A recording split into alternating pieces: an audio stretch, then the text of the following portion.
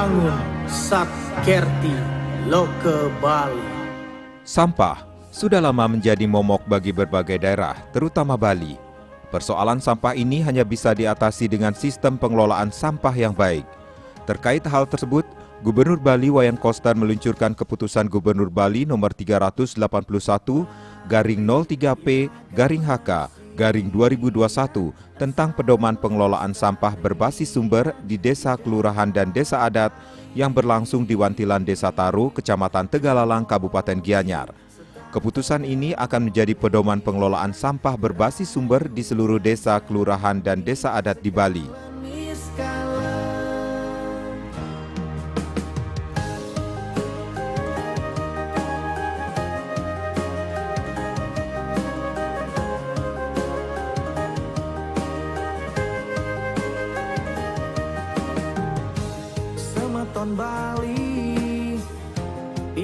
Peluncuran atau launching keputusan Gubernur Bali tentang pedoman pengelolaan sampah berbasis sumber di desa, kelurahan, dan desa adat dihadiri Gubernur Bali Wayan Koster, para kadis, Bupati Gianyar Made Mahayastra, Ketua Majelis Agung Provinsi Bali, dan Ketua Forum Komunikasi Perbekal dan Lurah Sebali.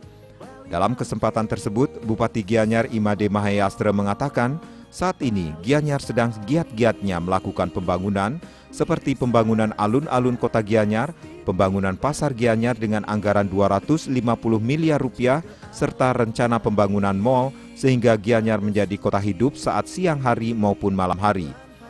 Berubahnya wajah Gianyar dengan pembangunan tidak terlepas dari peran Gubernur Bali. Terkait TPS 3R, Gianyar telah melaksanakan pengelolaan sampah di beberapa desa, salah satunya di Desa Percontohan Desa Taru. Regulasi Pergub nomor 47 tahun 2019 telah diterjemahkan oleh kepala desa dan jajarannya tentang pengelolaan sampah tersebut. Ada juga perarem di masing-masing banjar dan peraturan desa, serta ketersediaan masyarakat menjadi jembatan pelaksanaan Pergub tersebut.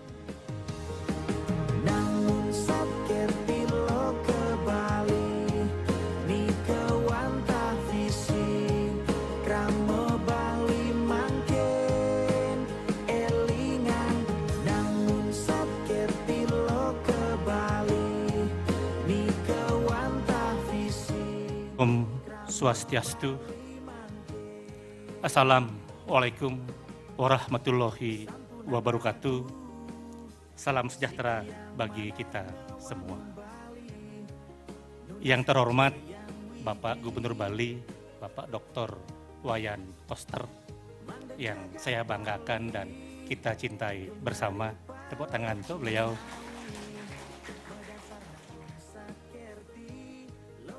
Ketua Majelis Agung Desa Adat Provinsi Bali atau seandainya D-Lingge kita, para pimpinan OPD di lingkungan pemerintah Provinsi Bali, Ketua Forum Komunikasi Perbekal dan Lurah seprovinsi Bali. Nah, sekarang niki terkait dengan TPS 3R, Bapak Gubernur yang saya hormati, Gianyar telah melaksanakan pengelolaan sampah berbasis sumber ini di beberapa desa yang kita jadikan pilot project. Nah, Pak Gubernur ternyata pantau sebali. Yang dijadikan percontoh adalah Desa Taru. Terima kasih seluruh warga Taru dan kepala desa Taru. Padahal desa-desa yang lain sudah bergerak juga. Hampir sama juga bagusnya, cuma yang namanya contoh kan satu. Jadi tidak perlu berkecil hati desa yang lain. Kok Pak Gubernur sayang dengan Taru? Enggak, karena contoh itu harus satu. Di Taru ini yang disukai Pak Gub, saya yakin satu, pasti regulasi sistemnya. Ada regulasi penterjemahan dari Peraturan Gubernur 47 2019 diterjemahkan dengan baik oleh kepala desa dan jajarannya. Bagaimana pengelolaan sampah itu? Bagaimana di bawahnya ada peraturan yang menjembatani pula, baik perarem yang ada di masing-masing banjar, peraturan desanya, dan tentu kesediaan masyarakat. Seberapa kuat peraturan, seberapa bagus peraturan, kalau yang melaksanakan tidak kuat, tidak akan jalan. Jadi di sini diuji kepala desa untuk melaksanakan, diuji juga bupati untuk melaksanakan Pergub ini. Sehingga saya juga telah mensinergikan ini. Kalau ibaratkan Gianyar ini semenjak Pergub, apalagi Ibu Gubernur turun dalam rangka kedaulatan pangan. Nah, ini saya masih harus membiasakan diri bilang kedaulatan pangan. Bapak Ibu juga harus biasa, karena PPNSB baik provinsi maupun kabupaten berbisikkan dengan kedaulatan pangan, bukan ketahanan pangan. Itu jauh artinya, tapi tidak perlu saya bedah. Nah, terkait dengan itu, Ibu Gubernur meresmikan kedaulatan pangan di Gianyar dan hatinya PKK, itu program PKK. Sehingga program TPS 3R ini, yang mana TPS 3R ini akan menghasilkan baik pupuk, baik biji plastik, maupun yang lain-lainnya bisa digunakan langsung oleh Puspa Aman. Puspa Aman itu apa? Puspa, pusat pangan. Aman itu adalah alami, artinya alami karena kondisi tidak boleh tercemar oleh zat kimia, pestisida, alami. Mandiri, semua desa di Gianyar sekarang, Bupati ini di Gianyar sakti sekarang Pak Gubernur. Tidak perlu menggelontorkan dana, cukup membuat himbauan dari APBDes, anggarkan 50 juta untuk kedaulatan pangan, Puspa Aman ini. Ini kades semua yang hadir jalan, tidak perlu biaya dari Bupati. Nah, itu mandirinya. Setelah itu asri, pekarangan jadi asri. Kalau ditanami tanaman seperti arahan Ibu Gubernur, akan jadi asri dia. Indah dilihat dan nyaman. Artinya produk dari TPS 3R sudah kita salurkan ke lewat BUMDes ke Puspa Aman. Dia ditanamin pupuk, dikasih pupuk. Di sana ada pusat pembibitan Pak Gub. Puspa Aman ini adalah pusat pembibitan, bibit sayur, terong, segala macam ada di sana. Nah, nanti kita akan laporan khusus kepada Pak Gubernur.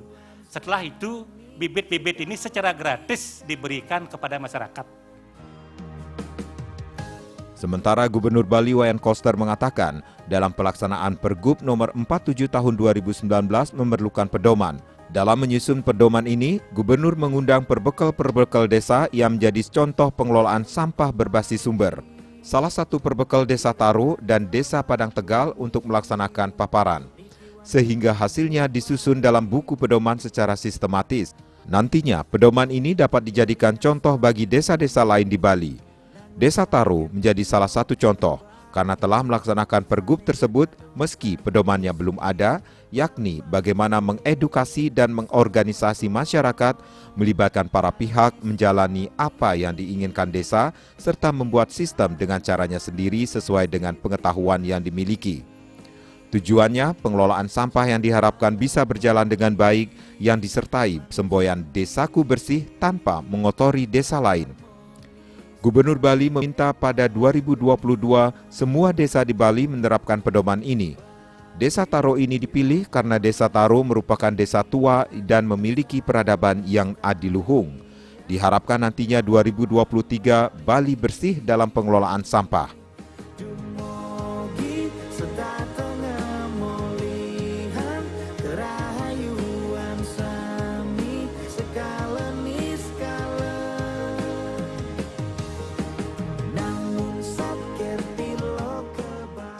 Ini saya mengumumkan ini keputusan Gubernur Bali nomor 381/P/HK/2021 tentang pedoman pengelolaan sampah berbasis sumber di desa, kelurahan, dan desa adat. Jadi kita harus bertatanan hidup dengan cara kita di Bali, itu dengan adat istiadat, tradisi, seni dan budaya, kearifan lokal yang kita miliki di Bali yang sudah luar biasa. Jadi teguhlah kita pada apa yang menjadi warisan leluhur kita yang dijadikan sebagai tata cara pedoman di dalam kita membangun kehidupan ini dengan alam, dengan manusia dan kebudayaan Bali. Itulah Nangun Sat Kerti Loke Bali melalui pola pembangunan semesta berencana menuju Bali era baru. Yang mengandung makna menjaga kesucian dan keharmonisan alam Bali beserta isinya untuk mewujudkan kehidupan kerama Bali sejahtera, bahagia, skala niskala. Sesuai prinsip Trisakti Bung Karno, berdaulat secara politik, berdikari secara ekonomi, dan berkepribadian dalam kebudayaan. Dengan menyelenggarakan pembangunan secara terpola, menyeluruh, terencana, terarah, dan terintegrasi dalam bingkai Negara Kesatuan Republik Indonesia berdasarkan nilai-nilai Pancasila 1 Juni 1945. Nah itu lengkap. Ini visi yang berkearifan lokal. Saya menyusun ini, Nangun Satkerti Loke Bali, yang saya dapat dari lontar buku-buku kuno, sejarah Bali dari zaman ke zaman, dari hasil penelitian, dari pemahaman saya tentang Bali. Jadi saya tidak kemana-mana, saya betul-betul menggunakan referensi Bali, kearifan lokal Bali. Jadi saya di DPR itu, waktu itu saya menyusun ini dari pagi sampai malam kalau saya lagi tidak rapat di DPR. Dan belajar nyastra dengan Sulinggi. Itu nyastra saya. Jadi belajar tentang metembang, memahami pesan-pesan leluhur yang dituangkan dalam bahasa Bali kuno dengan sastranya itu. Dari situ saya mengetahui bagaimana kekayaan Bali. Saya susun ini satu demi satu, keluar idenya. Meskipun latar belakang pendidikan saya bukan budaya, bukan sejarah, bukan seni. Latar belakang pendidikan saya adalah ilmu matematika. Kalkulus. Saya lulusan dari Institut Teknologi Bandung, jurusan matematika dan statistik. Perda dan Pergub sekarang ini sudah ada 15 perda, 25 pergub selesai. Itu semua saya pimpin malam-malam hari. Tidak ada satupun yang di luar kepala saya. Jadi saya langsung pimpin. Dan perda pergub itu tidak ada yang berbiaya, nggak ada yang studi banding. Ngapain studi banding, ngomong ilmunya ada di Bali. Ilmunya ada di mana? Ada di Taro, ada di Batur, ada di Sembiran, ada di desa-desa kuno di Bali itu. Itu referensinya ada di situ. Ngapain keluar negeri, orang dia nggak punya apa-apa, peradabannya ada di sini. Jadi kalau studi banding ke sini, jangan ke sana. Salah itu, ngabis-ngabisin duit itu bohong-bohong aja namanya itu gitu. Nah ini yang sekarang saya jalankan. Bagaimana agar alam, manusia dan budaya Bali ini bisa kita bangun dengan landasan kearifan lokal kita di Bali. Cara hidup kita di Bali. Cara leluhur kita membangun kehidupan masyarakatnya di Bali. Yang diwariskan kepada kita semua. Yang menurut saya itu betul-betul kalau saya kaitkan dengan keilmiahan ilmu yang sekarang luar biasa. Jadi leluhur kita ini dulu belum ada kuliahnya, jangankan kuliah, SD aja belum, sudah punya inspirasi luar biasa tentang Satkerti. 6 sumber utama kesejahteraan kehidupan masyarakat Bali. Atma Kerti, Danu Kerti, Segara Kerti, Jana Kerti, Jagat Kerti, dan Danu Kerti. Lengkap sekali, Pak. Ini holistik. Setiap kehidupan tanpa pandang batas, tanpa pandang negara, butuh itu. Menyucikan jiwa, menyucikan laut, menyucikan air, menyucikan tumbuh-tumbuhan, manusia, alam. Luar biasa, Pak. Inilah yang saya jadikan patokan untuk nyusun perda dan pergub. Maka perda dan pergub saya itu semua adalah untuk mewujudkan alam Bali yang bersih, yang sehat, yang berkualitas.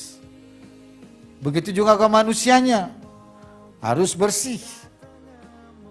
Momentum peluncuran keputusan gubernur ini diisi pula agenda penyerahan piagam penghargaan Bakti Pertiwi Bali Nugraha kepada desa dan desa adat atas prestasi dan pencapaian penerapan aturan Gubernur Bali nomor 47 tahun 2019 tentang pengelolaan sampah berbasis sumber dan penyerahan dana CSR dari BPD Bali sebesar 50 juta rupiah. Penghargaan diberikan kepada Perbekal Desa Taro Tegalalang Gianyar, Perbekal Desa Pakse Bali Dawan Klungkung, Perbekal Desa Punggul Abian Semal Badung, Perbekal Bakti Serage Buleleng, dan Pendesa Badang Tegal Ubud Gianyar. Sikiang manah ngewangun Bali, nunas ice yang widi,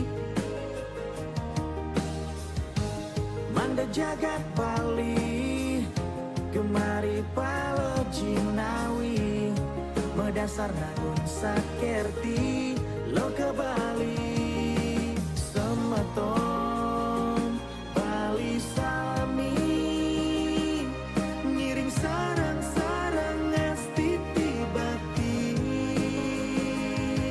jaga alam Bali. Menurut Gubernur Bali Wayan Koster, pada saat pariwisata normal di tahun 2019, jumlah kunjungan wisatawan mancanegara mencapai 6,3 juta atau 39% dari jumlah kunjungan wisatawan mancanegara ke Indonesia.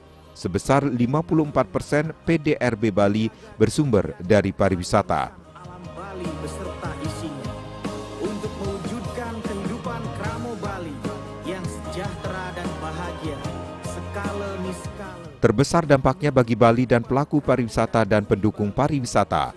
Pelaku pariwisata di Bali sangat membutuhkan pertolongan setahun ke depan. Gubernur Koster meminta pemerintah pusat mengeluarkan kebijakan yang lebih spesifik untuk menolong perekonomian. Menurutnya selama ini berbagai kebijakan yang dikeluarkan pemerintah pusat kurang sesuai dengan kondisi di Bali. Gubernur Koster meminta Otoritas Jasa Keuangan OJK memangkas aturan 3 pilar pembiayaan menjadi 1 pilar saja. Bola pembangunan semesta berencana menuju Bali era baru.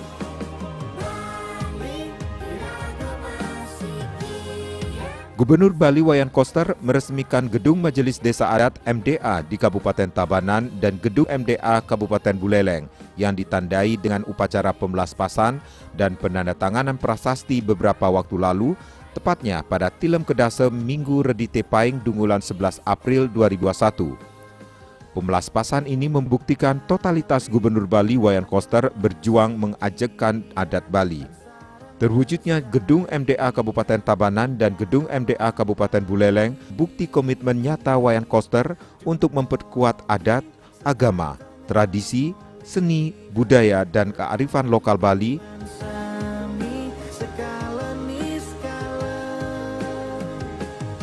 Jaringan kuat yang dimilikinya dengan pimpinan BUMN hingga Komisaris Utama PT Pertamina Persero Basuki Cahaya Purnama atau Ahok sukses mewujudkan Gedung MDA Kabupaten Tabanan melalui dana Corporate Social Responsibility atau CSR dan berdiri megah di atas lahan milik pemerintah Provinsi Bali dengan luas tanah 10 are lengkap dengan 2 lantai berarsitektur Bali. Sedangkan Gedung MDA Kabupaten Buleleng yang dibangun di atas lahan milik pemerintah Provinsi Bali berkat bantuan anggaran dana CSR PT PP Persero.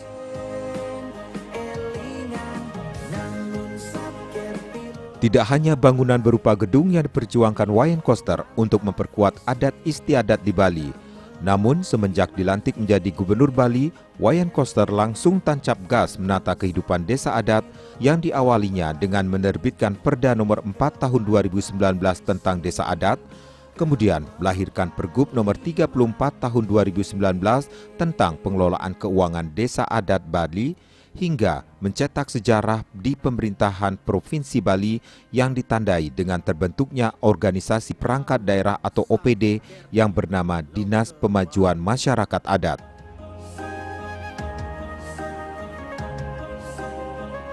Latar belakang perjuangan pihaknya mendirikan Gedung MDA adalah keprihatinannya melihat kantor Majelis Desa Adat Provinsi Bali atau yang dulu bernama MUDP menumpang di Dinas Kebudayaan dan berada di pojok. Ia menilai desa adat merupakan warisan yang diciptakan oleh Ide Betara Empu Kuturan dan wajib dilestarikan keberadaannya. Dengan berdirinya Gedung MDA Provinsi Bali yang dilanjutkan oleh Gedung MDA Kabupaten Jembrana, Tabanan dan Buleleng, Gubernur Koster meminta kepada Bendesa harus bekerja optimal melakukan fungsi pembinaan sesuai dengan Perda Nomor 4 Tahun 2019 tentang Desa Adat. Bendesa adat juga diminta berkolaborasi dengan Perbekal dan Lurah, khususnya di dalam menangani masalah sampah sesuai dengan Keputusan Gubernur Nomor 381/03P/HK/2021 serta Instruksi Gubernur Nomor 8324 Tahun 2021 tentang pengelolaan sampah berbasis sumber di desa kelurahan dan desa adat berdasarkan Peraturan Gubernur Bali Nomor 97 Tahun 2018 tentang pembatasan timbulan sampah plastik sekali pakai hingga Peraturan Gubernur Nomor 47 Tahun 2019 tentang pengelolaan sampah berbasis sumber.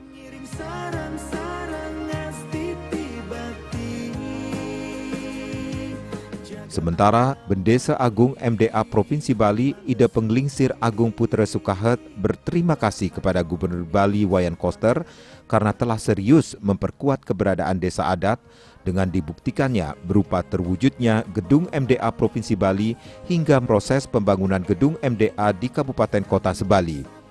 Gedung-gedung MDA tersebut diharapkan menjadi tempat perjuangan menegakkan kelestarian adat dan budaya Bali yang dijiwai oleh agama Hindu sesuai kearifan lokal Bali.